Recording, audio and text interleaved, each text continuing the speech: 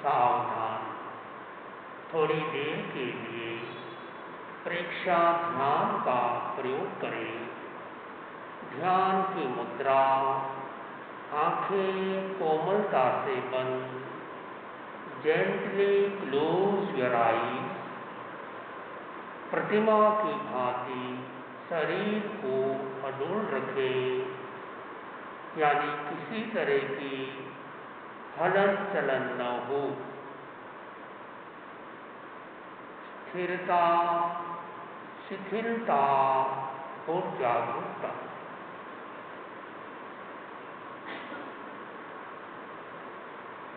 चित्त को नाभि पेट पर केंद्रित रखें। Concentrate your mind on your navel. Practice slow, long and rhythmic breathing. बड़ी शांति से धीरे धीरे श्वास लें, धीरे धीरे श्वास छोड़ें। श्वास लेने छोड़ने में जल्दबाजी न करें।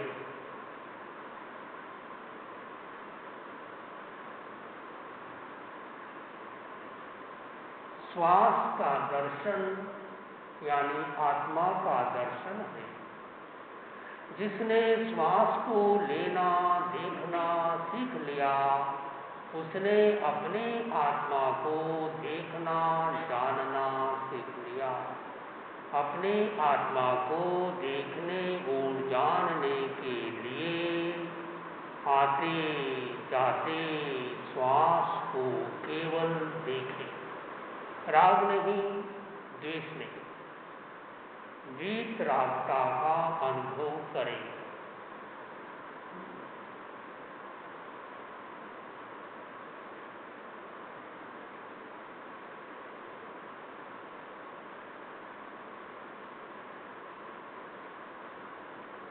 ओम शांति। एक भजन के साथ आज का कार्यक्रम प्रारंभ। जीवन जाय तुम्हारा रे, जीवन जाय तुम्हारा रे, जीवन जाय तुम्हारा रे।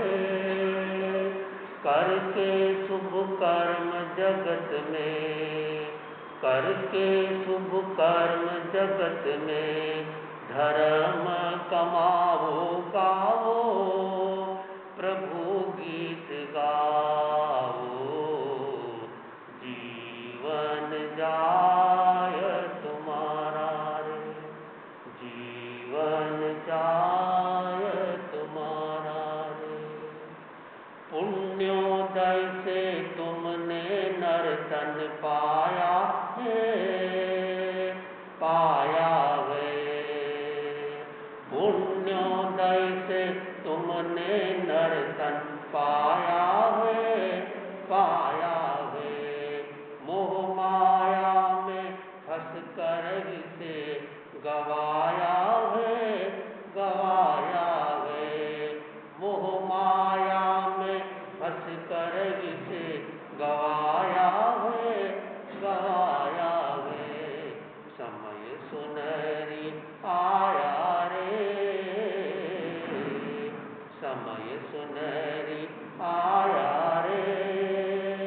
मौका मिला है गाले, प्रभु गीत गाले, गाले, प्रभु गीत गाले।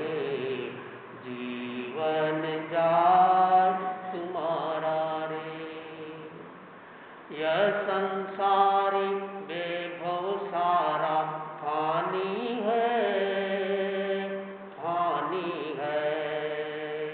यह संसारी वैभव सारा फानी है, फानी है। काया माया यह भी आनी जानी है, जानी है। काया माया यह भी आनी जानी है, जानी है। कोड़ी बदले कंचन को, कोड़ी बदले कंचन को। काहे लुटावे प्यारे, काहे लुटावे प्यारे। धर्म कमाओ गाओ, प्रभु गीत गाओ। जीवन जाए तुम्हारा रे, जीवन जाए तुम्हारा रे। यह काया माटी की एक दिन जाएगी, मिट जाएगी। यह काया माटी की एक दिन जाएगी, मिट जाएगी। साथ तुम्हारे धर्म कमाई आएगी, आएगी। साथ तुम्हारे धर्म कमाई आएगी, आएगी। व्यर्थ बिता मत जीवन को, व्यर्थ बिता मत जीवन को। संतों की वाणी सुन के, संतों की वाणी सुन के। धर्म कमाओ गाओ, प्रभु गीत गाओ। जीवन जाए तुम्हारा। श्रद्धा से नमन करे हम, तेरा अनुसरण करे हम।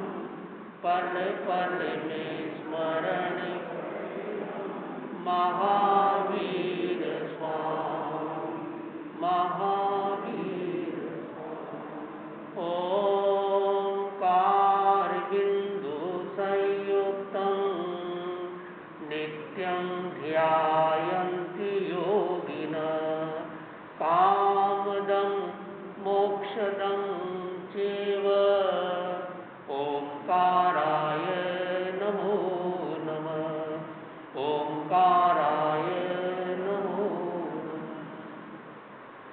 परम आराध्य के पावन चरणों में वंदन। अत्र विराजित श्रद्धेय शासन श्री मुनि श्री सुरेश कुमार जी स्वामी हरनावा, उनके परम सहयोगी संत मुनि श्री संबोध कुमार जी स्वामी मेधांश, धर्म प्रेमी भाइयों और बहनों,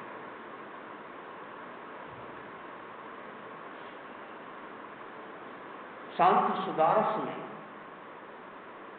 16 भावनाएं बताई गई और आज हम जानेंगे दूसरी भावना, अशरण भावना। आगम शास्त्र आयोरों का सूत्र है नालम तम ते दानाई, अर्थात कोई हमें त्राण और शरण नहीं दे सकता और हम भी किसी को त्राण और शरण नहीं दे सकते। मनुष्य का अज्ञान है, मूर्छा है, वो कोशिश करता है कोई मुझे त्राण दे, कोई मुझे शरण दे, या अहंकार बढ़ गया तो ये सोचता है मैं किसी को त्राण और शरण देता हूँ, मेरे बिना कोई काम नहीं चलता, मैं परिवार को चलाता हूँ, मैं दुकान करता हूँ, मैं सब कुछ मैं करता हूँ, अगर मैं नहीं होता तो कुछ भी नहीं होता। ये मनुष्य का अज्ञान है। तो ये बात बताई गई। शरण में जाने का अर्थ क्या है? आचार्य श्री महाप्रभु जी अपनी पुस्तक मन का कायाकल्प में लिखते हैं, शरण में जाने का अर्थ है तन्मय हो जाना, तद्रूप हो जाना, अभिन्न हो जाना, भेद को समाप्त कर अभेद में चला जाना। आदमी दूसरों की शरण में जाता है, वही व्यक्ति दूसरों की शरण में जाता है जिसको दूसरों पर विश्वास है। जिसको अपने पर विश्वास नहीं है वही व्यक्ति दूसरों की शरण में जाता है। यदि शरण में जाना है तो अपनी शरण में जाओ। फिर अपनी शरण में जाने से एक अंदर से वाक्य निकलेगा, अरहंते शरणं भवत्यां सिद्धे शरणं भवत्यामि साहु शरणं भवत्यामि केवलीपन्नतं धम्मं शरणं भवत्यामि। हम बार बार बोलते, क्यों बोलते? इसलिए बोलते हैं कि हमें अपनी शरण में जाना है। अरिहंत कोई व्यक्ति नहीं, हम स्वयं अरिहंत बनने की क्षमता रखते हैं। सिद्ध कोई व्यक्ति नहीं, हम स्वयं सिद्ध होने की क्षमता रखते हैं। साधु शरणं पहुँचामि, साधु कोई व्यक्ति नहीं, हम स्वयं साधु बनने की क्षमता रखते हैं। और केवली भाषित जिन धर्म की शरण में जाना, यानी अपनी शरण में जाना। शरण और अशरण ये दो बहुत महत्वपूर्ण तत्व है। और शांत सुधारक में कहा गया, स्वजन जनो बहुधा हित कामं प्रीति रसेरभिरामं मरण दशागत मुपगतवन्तं रक्षति कोपि न संतं विनय विधीयता म्रे सिरिजिन धर्म शरणं अनुसंधीयता म्रे सुचितर चरण स्मरणं।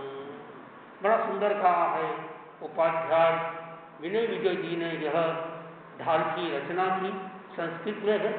इसका मीनिंग है कि स्वजन जनो बहुधा हित कामम।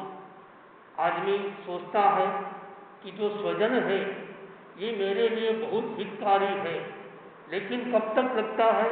जब तक स्वार्थ है। जिस दिन स्वार्थ की चेतना टूट जाती है उस दिन व्यक्ति का चिंतन बदल जाता है। जब तक स्वार्थ है तब तक कहता है कि वयम यूयम यूयम वयम, हम तुम्हारे और तुम हमारे। किंतु जब स्वार्थ की चेतना टूट जाती है तब आदमी के अंदर से स्वर निकलता है, वयम वयम वयम वयम, यानी तुम तुम्हारे और हम हमारे।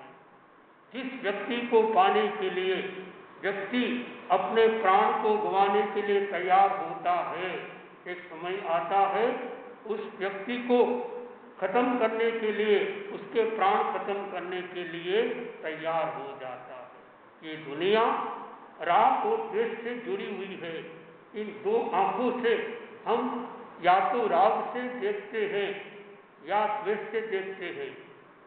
दो आंखों का यह संदेश, कुछ यह भी देख कुछ वह भी देख, देखत देखत इतना देख, मिट जाए दुविधा रह जाए एक। हम राग से न देखें, द्वेष से न देखें। आपने किसी को देखा, देखने मात्र से पाप कभी नहीं लगता। पाप कब लगता है? जब उसके साथ आप राग या द्वेष को जोड़ देते हो। आपने किसी को देखा और मन में आया ये व्यक्ति तो बहुत अच्छा है, इसको गले लगा लेना चाहिए। फिर आपने किसी व्यक्ति को देखा, फिर ये चिंतन किया कि ये व्यक्ति तो बहुत बेकार है, इसका गला दबा देना चाहिए। एक के प्रति गले लगाने की भावना आती है और एक के प्रति गला दबाने की भावना आती है। ऐसा कब होता है कि व्यक्ति स्वार्थ के साथ जीवन को चलाता है। और इस गीत में आगे कहा गया कि आदमी सबसे ज्यादा किससे डरता है? व्यक्ति मृत्यु के नाम से डरता है। जीवन का आदि बिंदु है जन्म, अंतिम बिंदु है मृत्यु। जरा, यौवन, बुढ़ापा आदि आदि ये मध्यवर्ती बिंदु है। इस दुनिया में कोई व्यक्ति जन्म ले और मृत्यु को प्राप्त न हो, ये संभव नहीं। सब कितने लोग चले गए, चक्रवर्ती भी चले गए, तीर्थंकर भी चले गए, आचार्य भी चले गए, कोई रहने वाला नहीं है। यह लेकिन व्यक्ति जब सोचता है कि वो चला गया, जिंदगी में मौत भी हंसती है, 2 बार हंसती है। कब हंसती है? जब व्यक्ति कहता है कि वो व्यक्ति चला गया, वो व्यक्ति मर गया, यानी खुद नहीं मरेगा। और दूसरा मौत तब हंसती है जब व्यक्ति कहता है ये काम मैं कल कर लूंगा। कल का भरोसा, कल और काल में क्या अंतर है? लिख के देखिए, एक मात्रा का अंतर। कल का क्या भरोसा, कल आए न आए। काल का क्या भरोसा, पता नहीं कब आ जाए। खबर नहीं कल की, बात करे कल की। जीवन का भरोसा नहीं, जीवन का भरोसा नहीं, कब श्वास रुक जाएगी। काया और माया तेरी साथ नहीं जाएगी। जीवन का भरोसा, इस जीवन का कितना भरोसा है? उस बिंदु की उपमा यह बतला रही। जीवन तेरा क्षणिक विचार जो, मनुष्य का कितना भरोसा। बस जैसे ओस की बिंदु गिरी है किसी पेड़ पौधे के ऊपर और सूरज की किरणें निकली और तत्काल वो गिर जाता है, इतना क्षणिक यह जीवन है। लेकिन आदमी जीवन को समझता नहीं, इसलिए वह अपने शरीर के प्रति, अपने धन के प्रति, अपने यौवन के प्रति, अपने परिवार के प्रति मोह करता है। और कहा गया व्यक्ति मोह से बचने के लिए यदि कोई तिनका मुंह में डाल ले, किसी की काली गाय बन जाए, फिर भी मौत नहीं छोड़ती। मौत से बचने के लिए समुद्र के किनारे चले जाए, फिर भी मौत नहीं छोड़ती। और वज्रमय कोठे में चला जाए, ऐसा वज्रमय कोठा जिसमें किसी का भी बाहर का कोई एटम बम भी नहीं तोड़ सकता है, लेकिन जब मौत आएगी वो वज्रमय कोठा भी काम नहीं आएगा। चाहे कितने पहाड़ पे चले जाओ, चाहे भूतल समुद्र में चले जाओ, चाहे जमीन में चले जाओ, मौत आनी है तो आएगी। जब व्यक्ति यह पहले से मान लेगा कि जीवन का यदि पहला बिंदु जन्म है तो अंतिम बिंदु क्या है? मृत्यु है। और जिस दिन आपको ये पता चलेगा कि जीवन झूठ है, उस दिन पता चल जाएगा कि मृत्यु भी झूठ है। लेकिन व्यक्ति जीवन को समझना नहीं चाहता, क्योंकि जीवन को समझोगे तो फिर जैसा जीवन आप जी रहे हो वैसा जीवन आपको छोड़ना पड़ेगा। आपको परिवार को छोड़ना पड़ेगा, आपको घर को छोड़ना पड़ेगा, दुकान को छोड़ना पड़ेगा। इसलिए धार्मिक लोग क्या करते हैं? जीवन को समझने की कोशिश नहीं करते, सस्ता धर्म अपना लेते हैं, बस मछलमंदा में सुख आता है, ज़्यादा ज़्यादा गोचरी की भावना वाली। तो संतों के पास यदि लंबे समय रह गए और उनका अगर असर हो गया तो घर छोड़ना पड़ेगा, परिवार छोड़ना पड़ेगा, सब कुछ छोड़ना पड़ेगा। लेकिन ये एक तो होता है छूट जाना और एक होता है छोड़ देना। दुखी कौन, सुखी कौन? जिस व्यक्ति से छूट गया वो दुखी होता है और जिसने छोड़ दिया वो सुखी होता है। पाकिस्तान से पुरानी बात है, बहुत सारे शरणार्थी आए आचार्य तुलसी के पास और रोने लग गए। गुरुदेव ने पूछा, क्यों रोते हो? बोले, गुरुदेव हमारा घर बार नहीं रहा। आचार्य तुलसी ने कहा, मेरा भी घर बार नहीं रहा। बोले, गुरुदेव हमारे पास में कमाने को कुछ भी नहीं रहा। गुरुदेव ने कहा, मेरे पास फूटी कोड़ी भी नहीं है। इतना सजा, सब लोग शांत हो गए। फिर गुरुदेव ने कहा, तुम लोग दुखी क्यों हो? तुम्हारे पास भी कुछ ही नहीं और मेरे पास भी कुछ नहीं। तुम तुम्हारी मौज में हो, हम हमारी मौज में हैं। तुम तुम्हारे पोज में हो, हम हमारे पोज में हैं। तुम्हारे में और हम में अंतर इतना है कि हम उस प्रभु की खोज में हैं और तुम पैसे की खोज में हो। ऐसा समझाया कि देखो तुमसे छूट गया इसलिए तुम दुखी हो और हमने छोड़ दिया। आप घर से रवाना हो रहे हो और आपने चप्पल को घर पे छोड़ दिया, कोई आपको दुख नहीं होगा। लेकिन आपने चप्पल पहन ली और फिर कीचड़ लग गया या चप्पल टूट गई, आपको दुख होगा, क्योंकि आपने छोड़ा नहीं। जो छोड़ता है उसे मिलता है। और आचार्य भिक्षु की वाणी है, त्याग किया आवे तुरंत, जे कोई वस्तु जरूर, आसिया जाति देखो दूर। हम घर में जाते हैं, लोग भावना भाते हैं, हम मना करते हैं, नहीं चाहिए और ज़्यादा देने की कोशिश करते हैं। और दुनिया का नियम है, जिसको आप पाना चाहते हो वो आपको नहीं मिलता। तो ये त्याग की चेतना है। तो यह अशरण कौन हमारा? तो हमारा सच्चा शरण कौन? अरहंते शरणम पहुंचा। तो हम अपनी शरण में जाएं। और वह राजा सैनिक जा रहा था और देखा कि बहुत सुंदर दृश्य है और नजर पड़ गई एक मुनि के ऊपर, और मुनि का नाम था अनाथी मुनि। मुनि को कहा, अरे आप यह मुनि कैसे बन गए?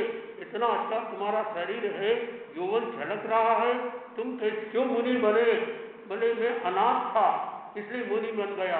राजा सैनिक ने कहा, मैं राजा हूँ, तुम मेरे पास में आ जाओ, मेरी शरण में आ जाओ, तुमको सब कुछ मिलेगा। कहा, राजन तुम भी अनाथ हो, मैं तो अनाथी मुनि हूँ, मेरा नाम अनाथी मुनि है, तुम भी अनाथ हो। कैसे? तुम्हारे पास धन यौवन जो भी कुछ है ये प्राण शरण देने वाला नहीं है। और उसने घटना सुनाई कि मेरी आंखों में वेदना हो गई और सब उपाय किए लेकिन मेरी वेदना नहीं गई। मैंने संकल्प किया, यदि मेरी आंखों की वेदना चली जाए तो मैं सुबह ये सारा सब कुछ छोड़कर सन्यासी बन जाऊंगा। संकल्प किया, संकल्प घनीभूत होता। जब व्यक्ति भीतर के मन से संकल्प करता है वो काम करता है, और संकल्प फलीभूत हुआ, वेदना सारी बीमारी रोग मिट गया और वो मुनि अनाथी मुनि बन गया। और रात को जब वो सो रहा था, उसकी पत्नी चेलना, उसके मुंह से शब्द निकला, वो क्या करता होगा? तो राजा ने सोचा ये तो गलत बोल रही है, इसका मन कहीं और चला गया, इसकी क्या विस्तार से घटना है आने वाले समय में आपको बताने का भाव रखते हैं। तो